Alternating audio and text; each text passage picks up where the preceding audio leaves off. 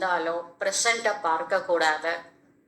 திரிகாலதர்ஷிவன் ஹரு திருஷ்யப்போ தேக்தேகோ, முக்காலம் உணர்ந்து இருக்கணும். ஒரு காட்சி நடக்குதுன்னா காரணம் இல்லாமல் காரியம் இல்லை.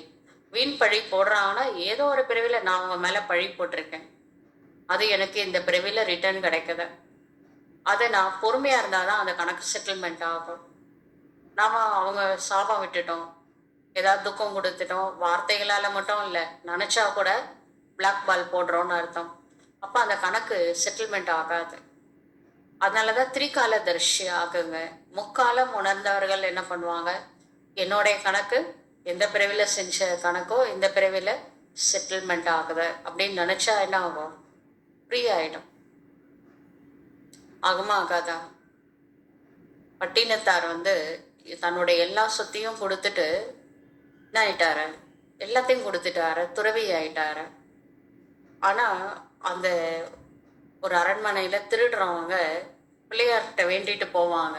திருடிட்டு வர்றதுல 1% உனக்கு கொடுத்துட்றேன் அப்படின்னு ஒரு வைர மாலையை தூக்கி பிள்ளையார் கோவிலுக்குள்ள போடுவாங்க. பின்னாடி ஊழியர்கள் தொடர்த்திட்டு வராங்க, அரண்மனை ஊழியர்கள் ஓடி வராங்க திருடினவங்க.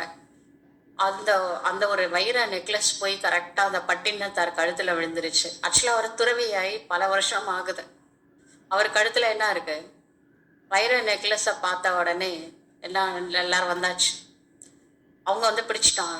இது உள்ள போனது பார்த்தாங்க கோவிலுக்குள்ள.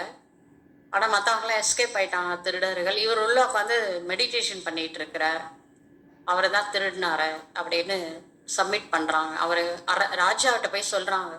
அந்த காலத்தில் சட்டம் ஒழுங்கு ராஜா கண்ட்ரோலில் இருக்கும். அவரை சொல்லிட்டாரு, கழு ஏற்றிருங்க. கழு மரம்னு அந்த காலத்தில் பனிஷ்மெண்ட்டு. பெரிய மரம் மாதிரி இருக்கும், அதனுடைய அது ஷார்ப்னஸ் பென்சில் கூர்முனை மாதிரி இருக்கும். அதில் உட்கார வச்சு இறக்கிடுவாங்க. அதுக்கு பேர் கழு ஏற்றுறதுன்னு பேர். தவறு செஞ்சவங்களுக்கு பனிஷ்மெண்ட்டு. பட்டினத்தார அவங்க எடுத்துன்னு வந்துட்டாங்க, கழு மரம் ஏற்ற போகிறாங்க.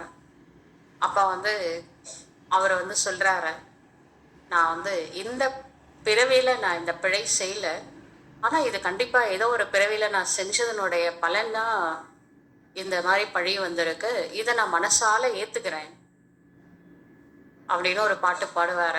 உடனே அந்த மரம் என்ன ஆகும், தீப்பற்றி எரி. அப்போதான் அந்த ராஜாவுக்கு விஷயம் போகும், அவர் சீடனாக மாறிடுவார். அது மாதிரி எதுவுமே அந்த காலத்தில் பட்டினத்தாருக்கு இந்த நாலேஜ் கிடையாது. ஆனால் அவர் சொல்கிறாரு, இந்த பிறவியில் நான் செய்யலை, ஆனால் ஏதோ ஒரு பிறவியோட கணக்கு தான் இப்போ நான் என் மேலே பழி போட்டிருக்கிறாங்க, அதை நான் ஏற்றுக்கொள்கின்றேன் அப்படின்னு எப்போ நினச்சாரோ மரம் பற்றிக்கிட்டு எரியுது. சரிங்களா?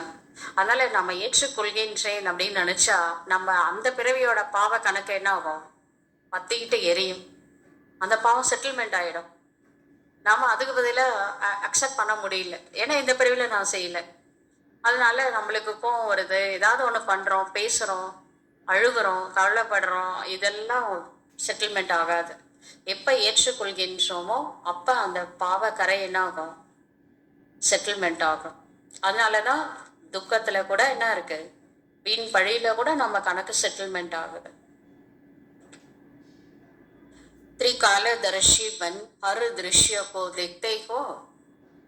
நாலேஜ் இல்லாதவங்க திரிகாலதர்ஷியாக பார்க்குறாங்க, நாலேஜ் இருக்கிறவங்க என்ன பண்ணிட்டு இருக்கிறோம், எல்லாத்தையும் திரிகாலதர்ஷியாக பார்த்தா கவலை வருமா?